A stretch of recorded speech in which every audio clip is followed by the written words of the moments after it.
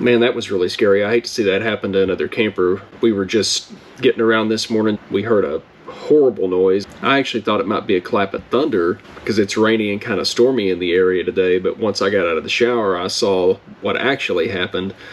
And we had a campground neighbor of ours actually lose his fifth wheel trailer right here in front of us. And by the time I saw it, in typical campground fashion, there were, half a dozen people out there helping out. So my help really wasn't needed, but he actually got all the way out of his campsite and down the campground road a little bit when he dropped the fifth wheel.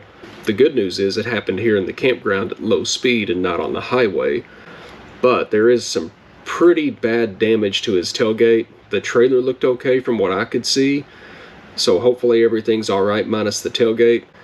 But this is a huge fear of mine. We all get a little bit lackadaisical sometimes. Before we get ready to leave here tomorrow, I want to take you guys out and go through our process and how we do the tug test and how we do everything we can to ensure that nothing goes wrong with our fifth wheel coupler going down the highway.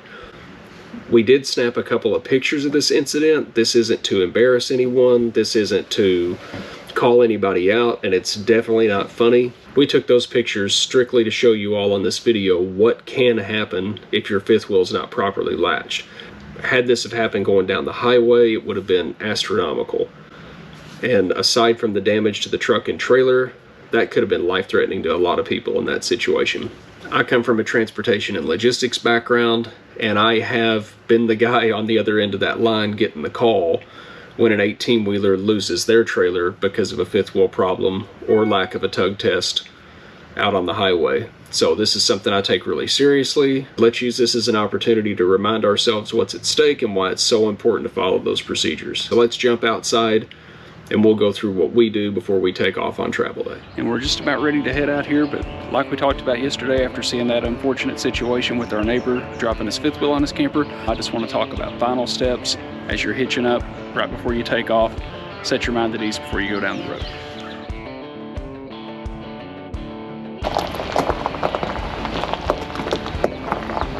Pardon the mess on the greasy hitch and all of the junk in my truck bed. It's embarrassing, but it was important to me to show you guys this, so forgive me.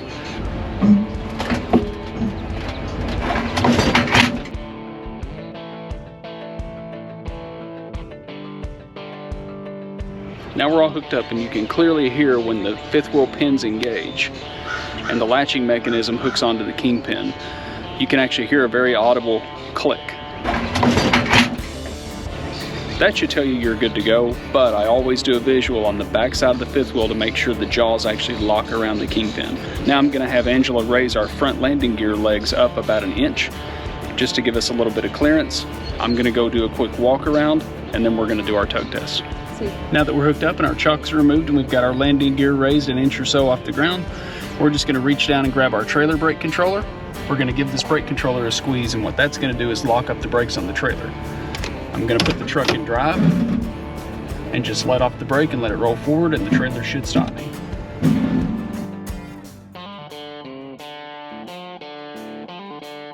And it does. We're latched, our brakes are good, and we are safe to travel.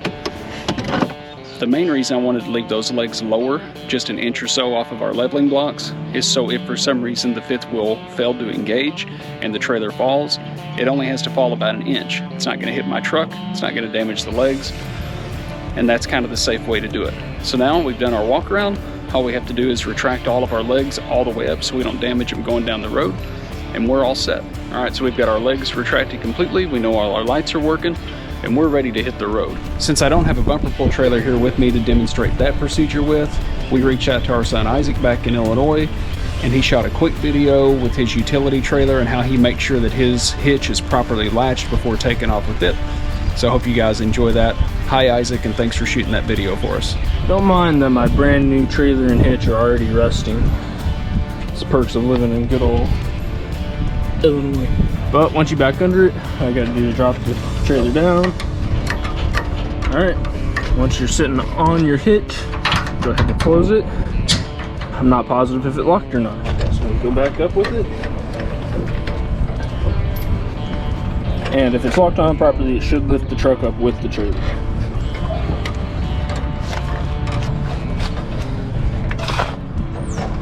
but truck's sitting a little higher than where it normally is because the trailer's lifting it. So go back down and lock our pin in, and that's that.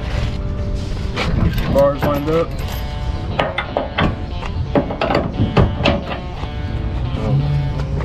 Depending on how tight you want it, I usually go to the second chain, but I'm running light today, so we're just gonna go to the first one.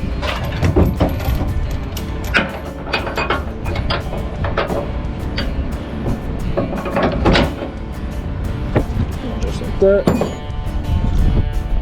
Back down.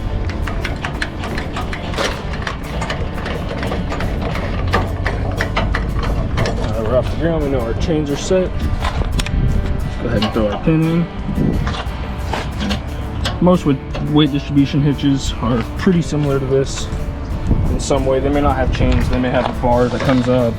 Your locking mechanism up here may be a little different, but this is just a Harbor Freight setup. Like it works pretty well for me. I don't know how much of this you guys want to include in the video. I wanted to cover this to make sure you guys are as safe as possible out there, because admittedly, sometimes I get lazy. I have taken off down the road without doing a tug test. Everybody probably has, I'll admit it. But after seeing that pretty terrible event yesterday, we're gonna make the commitment to do it every single time moving forward, no matter how far we're going. If you guys have another practice that works well for you, or something that you heard that I might have missed, go ahead and let me know in the comments. As always, stay safe out there. Thanks for watching, and I'll see you guys on the next video.